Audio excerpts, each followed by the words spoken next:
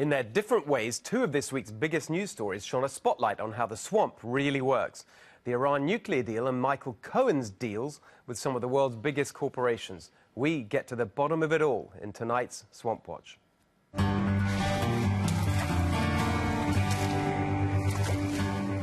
Britain, France and Germany lobbied furiously to try and stop President Trump ditching the disastrous Iran nuclear deal, and now they're trying to keep it alive.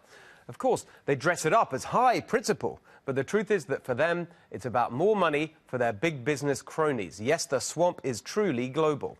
Britain has pushed numerous business interests in Iran since the Obama deal lifted sanctions, including their telecoms company Vodafone partnering with Iranian internet firm Hiweb to help modernize its network.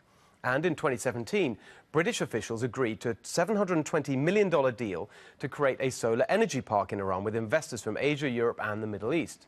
Germany is even more swampy. After sanctions were lifted, car maker Volkswagen reached an agreement with Iran's Mahmut Khodro to sell two of their models there. And German manufacturing giant Siemens signed a contract worth at least 1.5 billion euros to build rail coaches and upgrade train tracks in Iran. But here's the swampiest German, and this is truly shocking.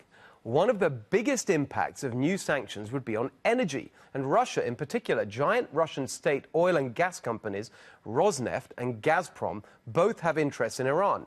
Guess who is now head of the executive board at Rosneft and also chairman of the board of directors at Nord Stream 2, a subsidiary of Gazprom?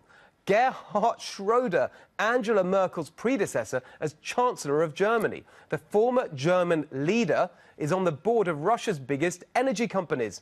Since Russia's got practically no economy apart from energy, that's basically like being on the board of Russia. And the elites accuse Donald Trump of collusion. But perhaps the country deepest in the Iran swamp is France. In December 2016, French airplane manufacturer Airbus signed a deal with Iran Air to sell it 100 planes for around $19 billion. Another French aircraft maker, ATR, struck a $536 million deal with Iran Air for 20 planes. French oil giant Total SA signed a 20-year, $5 billion contract with Iran and a Chinese oil company to develop an Iranian natural gas field. And French car maker Peugeot got a deal to open an Iranian plant producing 200,000 vehicles a year. It turns out that 1/5 of Peugeot's entire global market is in Iran. And you'll also be interested to discover that the former Rothschild banker who once worked on a bailout of Peugeot is none other than Emmanuel Macron, now president of France. I think we'd all take these globalist elite politicians a bit more seriously when they condemn Donald Trump for pulling out of the nuclear deal if they themselves weren't up to their necks in their own swamp deals with Iran.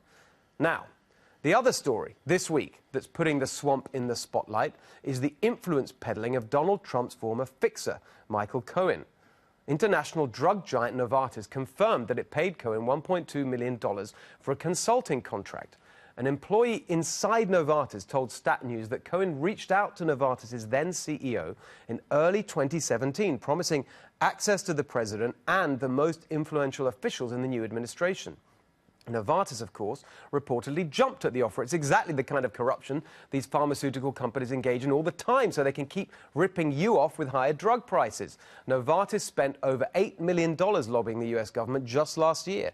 They spent over $45 million lobbying since 2012, and 3/4 of the lobbyists that Novartis hired in 2017 had previously held government jobs, including former Senate Majority Leader and presidential candidate Bob Dole and former House Ways and Means Committee member Jim McCreary. Just in case their lobbying doesn't buy them enough influence, Novartis has also donated over $168,000 to political candidates just in the 2018 election cycle. And remember, because Michael Cohen wasn't technically hired as a lobbyist, but as a consultant, Novartis didn't even have to disclose its contract with him. Who knows what other swampy influence peddlers are still on Novartis' payroll, or the other drug companies that buy the outcomes they want from your government. Of course, Novartis wasn't alone.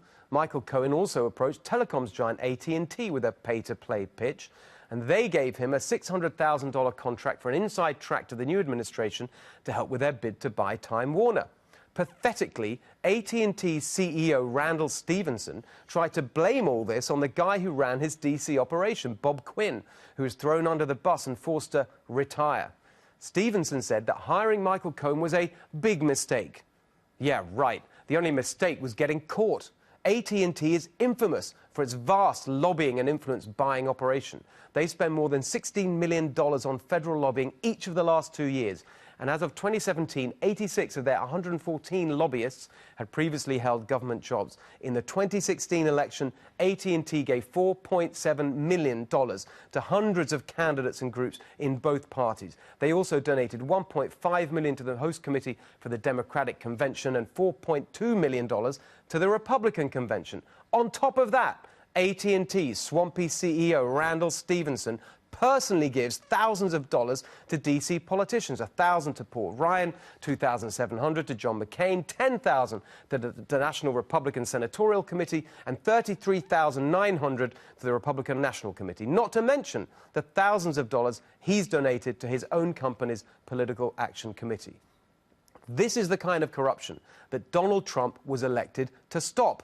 And let's be fair, he's already delivered some of his Drain the Swamp pledges, like clamping down on the revolving door between government and lobbying. And also, to be fair, Michael Cohen's influence peddling didn't work. The Trump administration took AT&T to court to block its Time Warner merger. But the sight of a Trump insider running around pitching himself to help big corporations, even as the new administration was taking shape, is an insult to every Trump voter.